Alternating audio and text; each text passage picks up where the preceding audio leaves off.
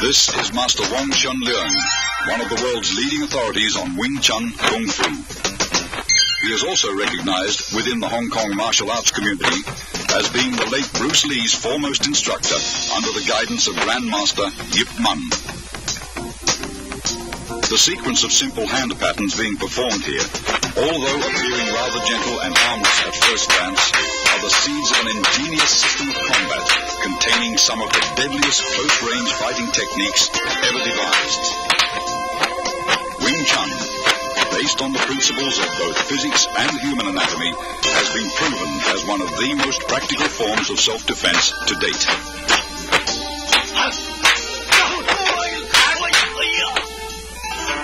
Grandmaster Yip Man was responsible for Wing Chun's world fame. The text you see here, written by him, is the entire history of this southern Chinese system, which he introduced to Hong Kong from his native province, Guangdong. The roots of the art go back to the famed Shaolin Monastery, which for centuries was the hub of Chinese martial arts. During the Qing dynasty, Manchu troops killed most of the Shaolin warrior monks and burned down their monastery. Among the few survivors was a Buddhist nun, Moi, who took refuge in the White Crane Temple at Tai Leung Mountain. There, according to legend, she created a system of Kung Fu after being inspired by watching a crane and fox in combat. She then taught her deadly art to a woman, Yim Wing Chun, whom the style has been named after. Yip Man, the fifth-generation master who died in 1972, openly propagated what was once a secret style in order to preserve the art from extinction. His disciple, Bruce Lee, credits Wing Chun for being the basis from which his own modern style, Jeet Kune Do, evolved. Wing Chun is a very effective system due to its scientific approach to combat. The style's sophisticated fighting principles are based on both simplicity and the theory of economy of motion or conservation of energy. All the techniques are designed to be structurally faster than other fighting methods, as well as more efficient.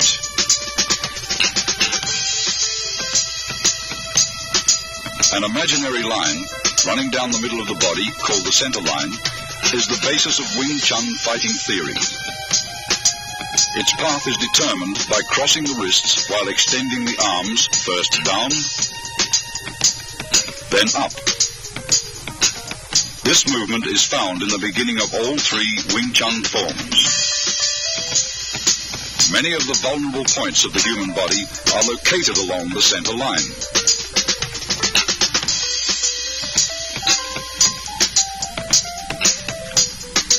Thus, Wing Chun's offensive theory stresses attacking an opponent's center line, attacking either to the left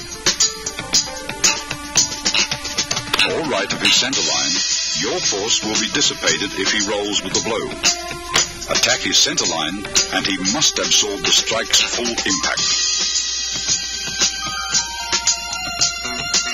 All Wing Chun's offensive techniques, in particular the straight punch, which is the style's major weapon, begins from the center line.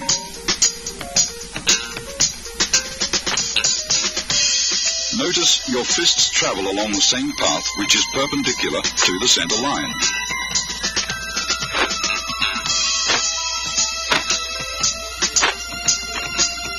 Wing Chun punching is always direct, since the shortest distance between 2 points is a straight line.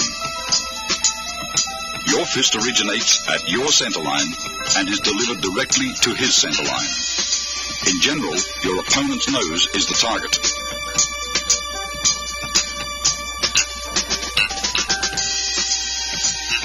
Defensively, Wing Chun stresses the instinctive protection of one's center line to a tight on-guard arm position, where the elbow of your lead arm is always a fist distance from the center line.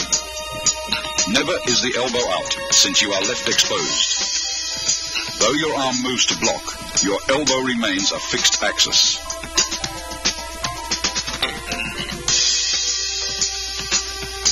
Wing Chun employs shifting, allowing the body to revolve on its center line axis. Defensively, shifting helps you roll with punches that may get by your blocks.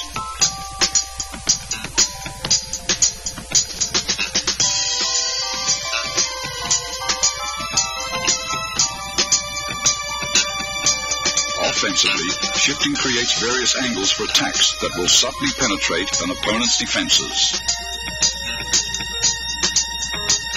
Body shifting also increases the distance of your arm's reach.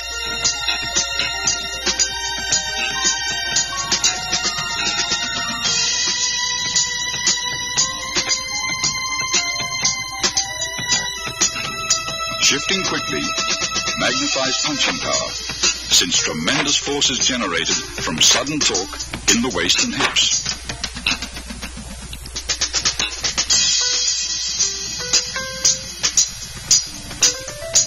Wing Chun is structurally faster than many styles of fighting because it employs simultaneous offense and defense.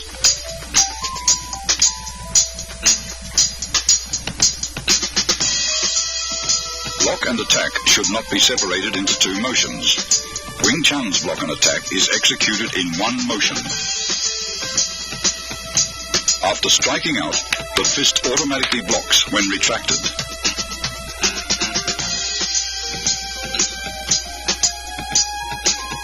A line extended from shoulder to shoulder and perpendicular to the center line forms the four gates.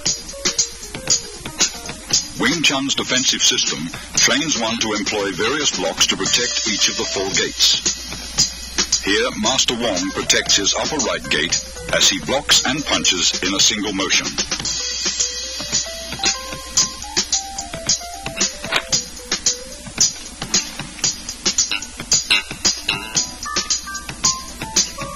Alternate simultaneous blocks and punches protect both your left and right upper gates.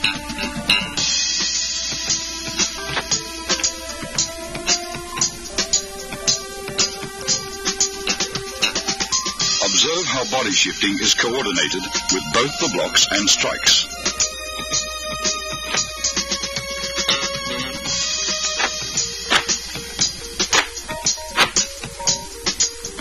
Master Wong demonstrates defense of the upper gates against an opponent's multiple punches.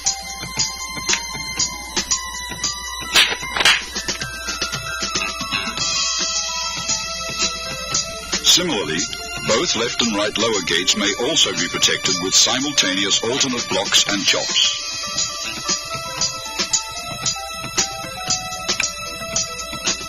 Observe how the arms move in unison.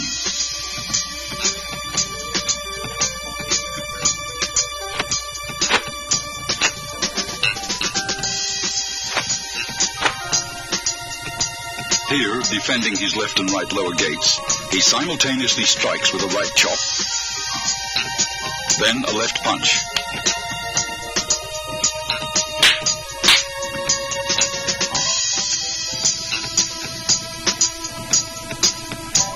Whenever possible, grab, pin, or immobilize the opponent's arm to gain control and prevent him from attacking.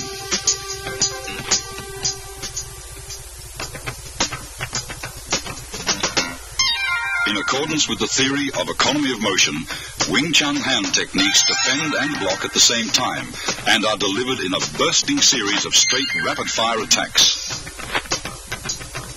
The basic straight punch begins in front of your solar plexus and is thrust out with your fist at nose level. As one fist punches, the opposite fist retracts. Notice the wrist snapping action, unique to Wing Chun.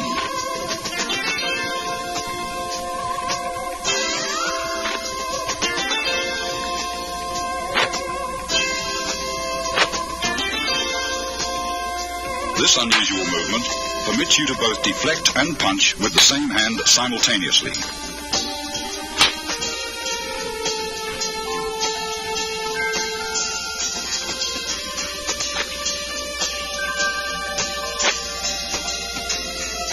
It also creates a powerful shocking force, even from short distances, as seen demonstrated by this 1-inch punch. Execute finger thrusts like punches and keep your fingertips stiffly together. Finger thrusts are either aimed at an opponent's eyes or, as seen here, to his throat.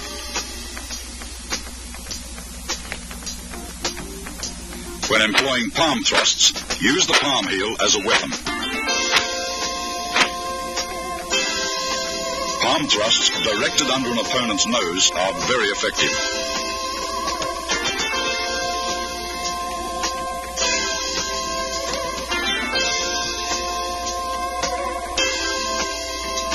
In Wing Chun, force never clashes with force. Instead, the larger force is deflected by a lesser force.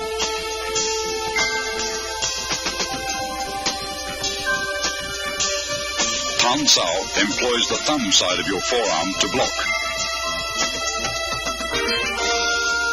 At completion, your elbow returns to the fixed elbow position, 1 fist distance from your center line. Rotation of the forearm and the palm's abrupt upward twist generate power.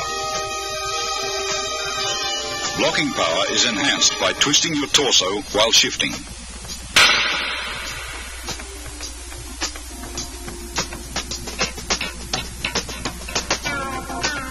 Yun Sao, excellent for training wrist flexibility, is used for changing hand position quickly in combat.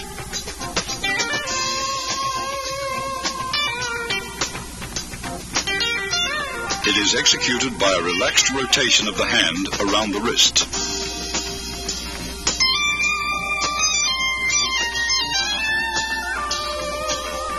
This same hand, used to encircle the opponent's attacking arm, can also be used to attack.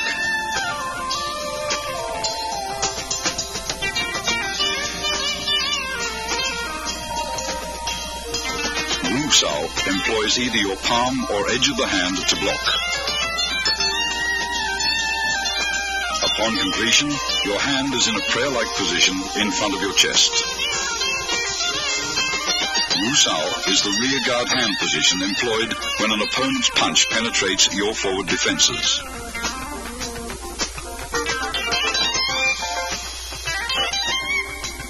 It is employed either to block outward with the hand's edge or inward with the palm.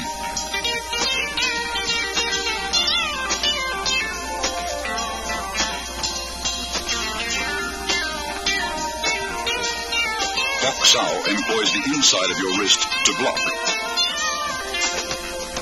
At completion, your arm is in the fixed elbow position, 1 fist distance from your center line.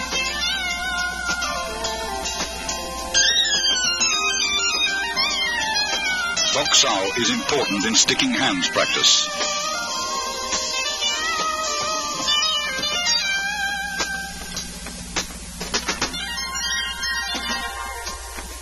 Bok Sao uses the palm heel for deflection. By utilizing the wrist's snapping action, it is often combined with a punch.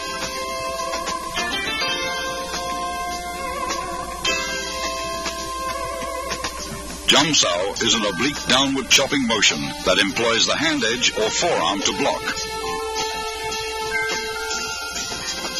Upon completion, the arm is in the fixed elbow position. The arm motion is slight, since the elbows stay close to the center line. Its effectiveness lies in body shifting.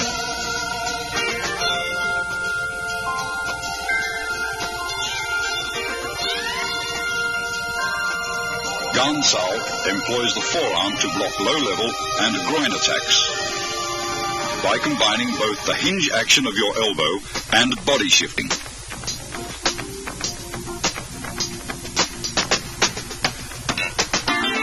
It is usually used to block kicks.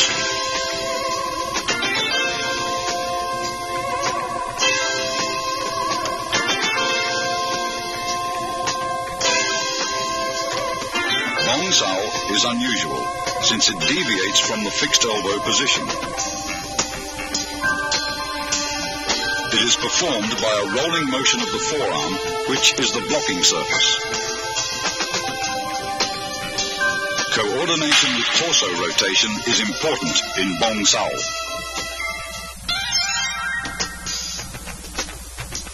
Wing Chun kicks, used for either harassment or closing the fighting gap, always supplement the hands with fast and low direct strikes to the groin, knees or shins. The front heel kick is delivered straight from the ground with a slight snapping action in the knee. Kick direct, but never higher than the midsection. The cross stomp kick uses the sole of the foot to break the opponent's balance, allowing for follow-up hand strikes.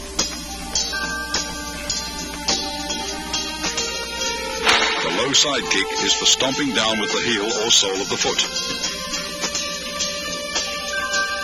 Master Wong employs a side kick to his opponent's inner thigh as a harassment.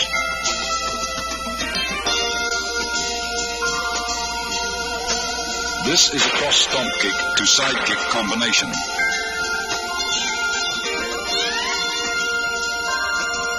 As the opponent evades the stomp kick, Master Wong follows up with a side kick to the midsection.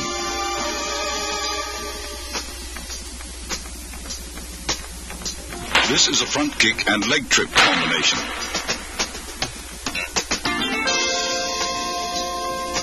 After his front kick is blocked, Master Wong follows the blocking force and uses his leg to trip the opponent.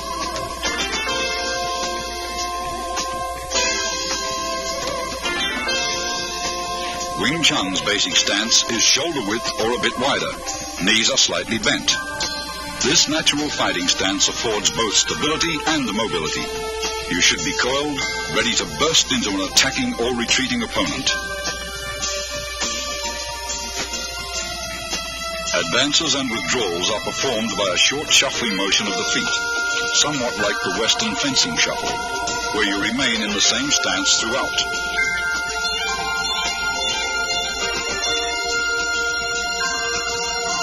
To advance, the front foot first steps forward about 6 inches, then the rear leg slides forward.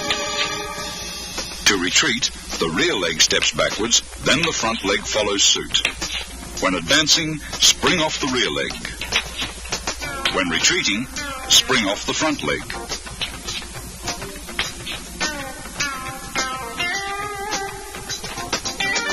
Circle stepping differs from the shuffle in that you actually alternate between left and right stances.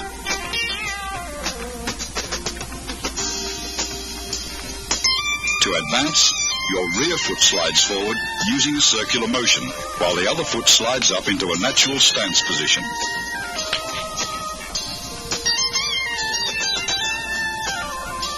Circle stepping is used for cutting off or pressing an opponent who has great mobility.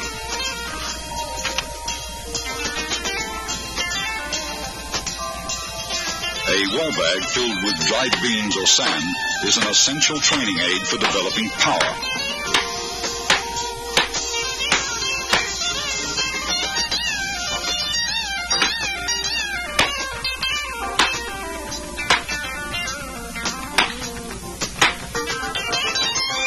Striking with the fist or palms gives one a feeling of penetration and toughens the skin and bones.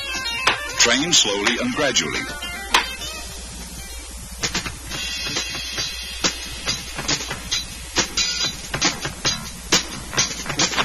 Although most Kung Fu styles retain a considerable number of instructional forms, Wing Chun has only 3. Contained within these 3 forms, however, is the entire scope of the style's theoretical and technical knowledge. The first form, which is being demonstrated here by Master Wong, is called Shun Tao, or the Little Idea form. Most of these movements would seem so simple and lacking in either speed or power that a novice might well wonder what relationship, if at all, they bear to actual combat. Regardless of appearances, Shun Tao is the foundation upon which the entire Wing Chun system was built. It includes most of the basic techniques discussed earlier: stance, shifting, blocks, punches, and finger strikes, as well as all the underlying scientific principles covering the center line, elbow positioning, and the 4 gates. Performed slowly from a stationary stance, it permits the student to learn hand coordination on either side of the body. Before attempting to practice this form, first study carefully and thoroughly the previous section on Wing Chun's basic theories. Total familiarity with these all-important principles will greatly accelerate your learning process. Once you feel you understand all the basic concepts, begin practicing the footwork patterns, blocks, kicks, and strikes, first separately, then in combinations until you can execute them naturally and without any conscious effort. Now you are ready to learn Siu Nim Tao. To perform Siu Nim Tao correctly, you should practice a few movements at a time over and over until you feel comfortable with each motion.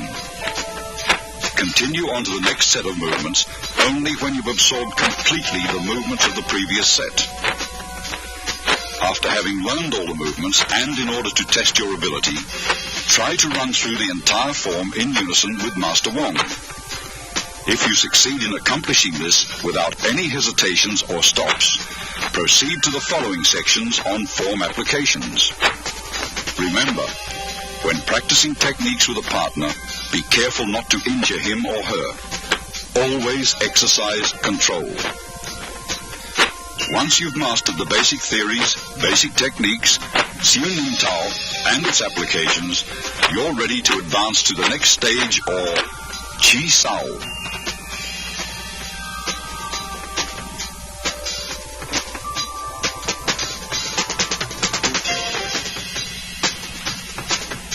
Tan Sao, or the palm-up block, uses a sudden forearm twist at the end of the movement for increased effectiveness.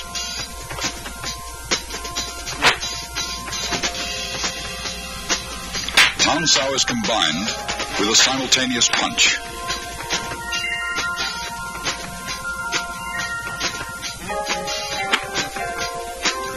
Hyun Sao, or the circling palm, is used after blocking to encircle your opponent's arm.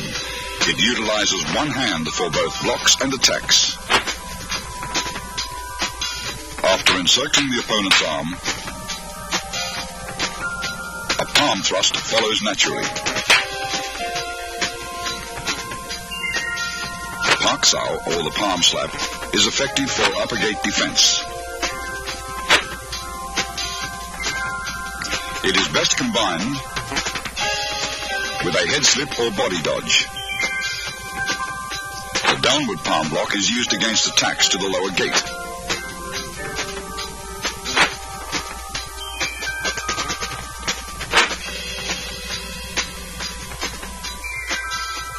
It defends against leg and knee kicks. Here, a variation of the downward palm block is used to break out of an attempted elbow lock.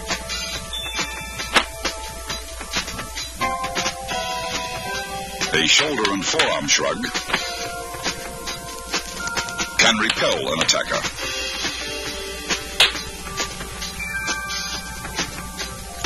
A double rear palm strike is used against attacks from the rear. It is a primary defense against a rear bear hug and can be followed with a throw.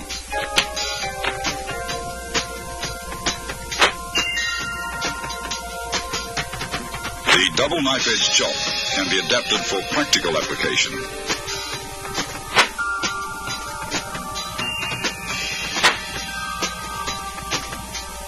The primary target is the opponent's throat. This is the palm jerk block.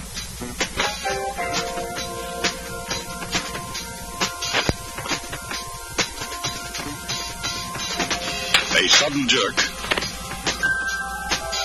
effectively destroys an opponent's balance. Here, a palm jerk block is followed immediately by an eye thrust with the same hand.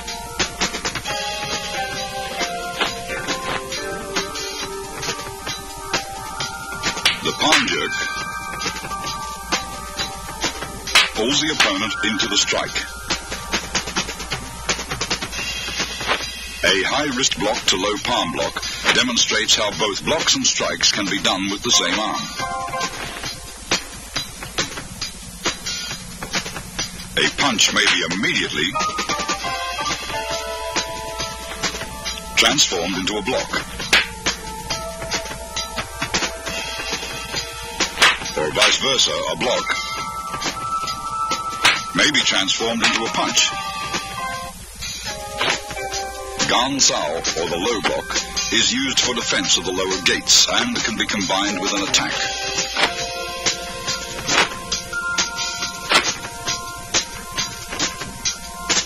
Here it is used along with a knife hand strike. Wong Sao, or the wing arm block, can be followed with a double palm push.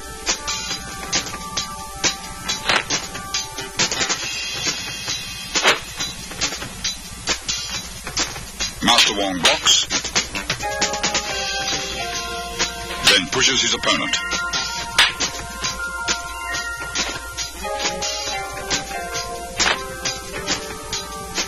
This is a palm jerk in combination with a palm thrust.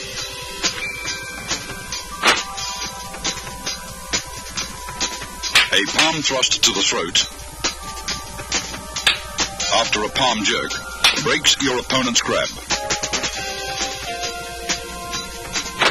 Other than being alternate finger thrusts, these movements have another meaning.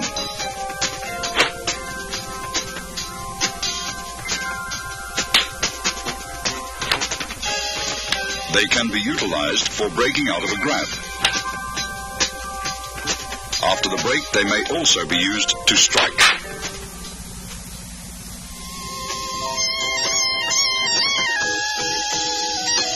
Chi Sao, or sticky hands, is a two-man exercise for developing arm coordination, so that while one hand blocks, the other attacks.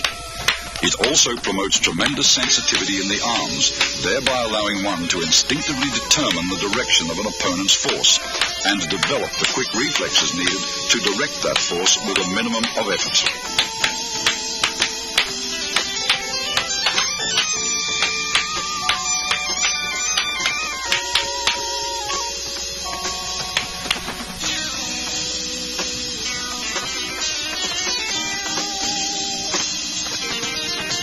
Single arm Chi Sao prepares you for double Chi Sao.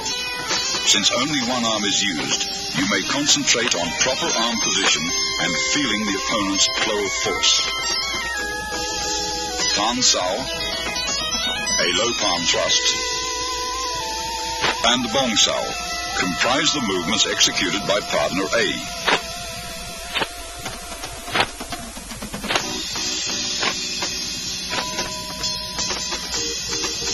Jum Sao, a straight punch, and Fok Sao comprise the movements executed by partner B to match those of partner A.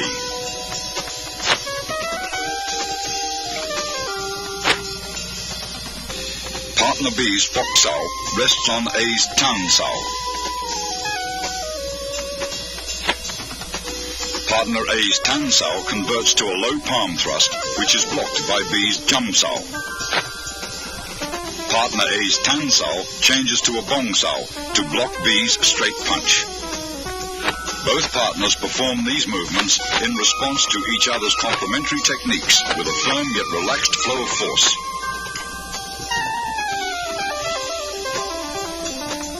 After achieving proficiency with single arm Chi Sao, begin double arm Chi Sao. The first stage is Pun Sao, or rolling hands. Both partners, A and B, perform the same arm movements. The right arm alternates between Tan Sao and Bong Sao.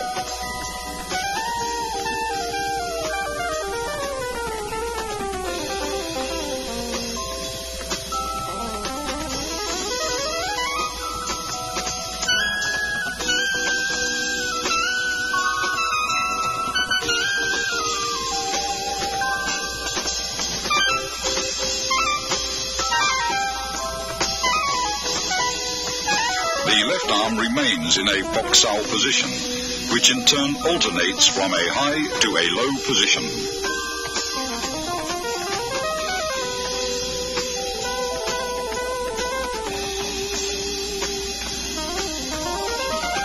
partner B's left high fok sao rests on A's right bong sao, while A's low fok sao rests on B's right tan sao. Both left arms in fok sao position rest on the other's right arm, which changes from tan sao to bong sao. Both partners roll their arms up and down in unison. Avoid stiffness and rigidity, and never try to use sheer muscle force to overpower your opponent. With practice, the feeling for rapid directional changes in the forces of an opponent's attack or defense will give you a sense for when to yield, resist, defend, or strike. Go sao, or sticky hands fighting practice, the second stage of double chi sao, is a type of regulated sparring where you learn how to employ the techniques taught in the three forms against an opponent. The importance of the centerline theory and the significance of form and function will be realized.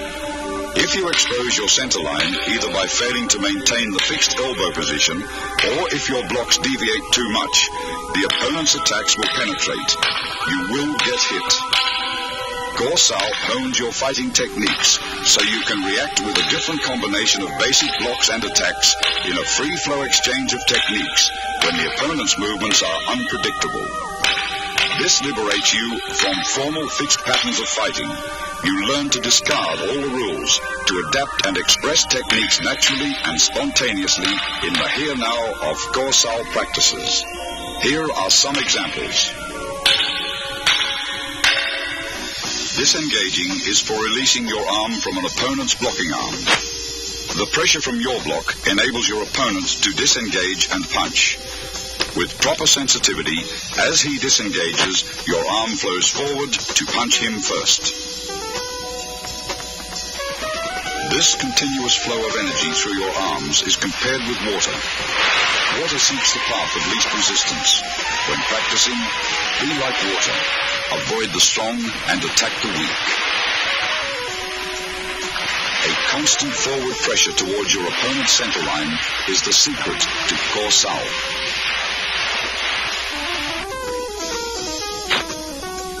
If your opponent's arms deviate too far and expose his centerline, automatically penetrate his defenses like water crashing against rocks.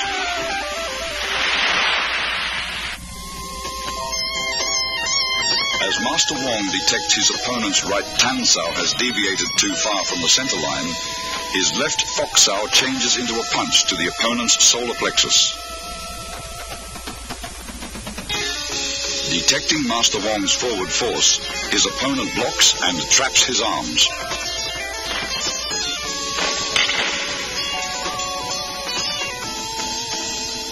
Master Wong's left fok sao crosses over and traps his opponent's left hand as he presses forward with a right palm thrust to the throat. His opponent counters the technique by parrying the right palm attack with a right grab and trapping Master Wong's arms with a bong sao. As his left high fok sao reaches across to grab his opponent's left hand, Master Wong's right tan sao disengages into a punch. When his opponent feels his left arm being grabbed, he performs a left bong sao to Master Wong's punch.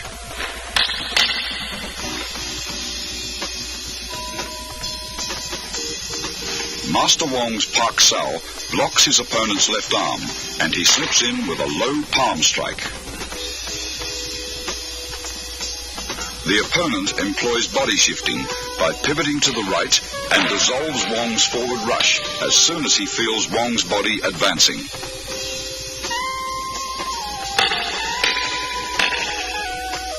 After a series of exchanges, the opponent applies an elbow lock on Wong's right arm. Instead of resisting, Wong flows with the direction of force, crashing into his opponent with his shoulder. As the opponent senses Master Wong's body pressing forward, he releases his left arm and employs bong sao to dissolve the force. Wong's right bong sao grabs his opponent's right tan sao, pulling him forward, and locking the opponent's left hand, he executes a left punch. Feeling himself being pulled forward, The opponent employs body shifting to divert Master Wong's forward surge of force. Then, his right Pak Sao pins Wong's left arm.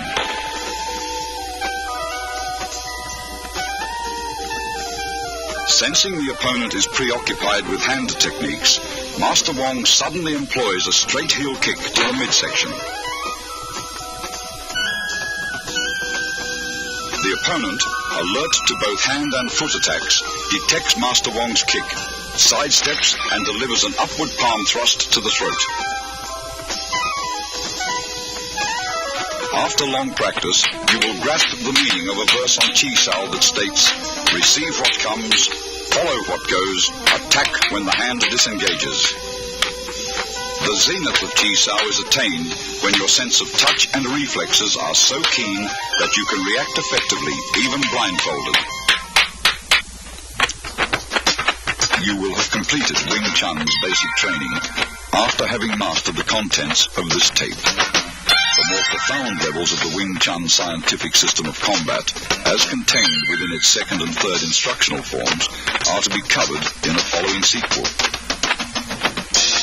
In addition, the highly guarded secrets of the famous 108 wooden dummy techniques will be analyzed in detail. Wing Chun's refined hand techniques, adapted to the use of advanced weaponry such as the lethal double butterfly knives and the 6.5-point pole forms, are to be demonstrated as well in their entirety.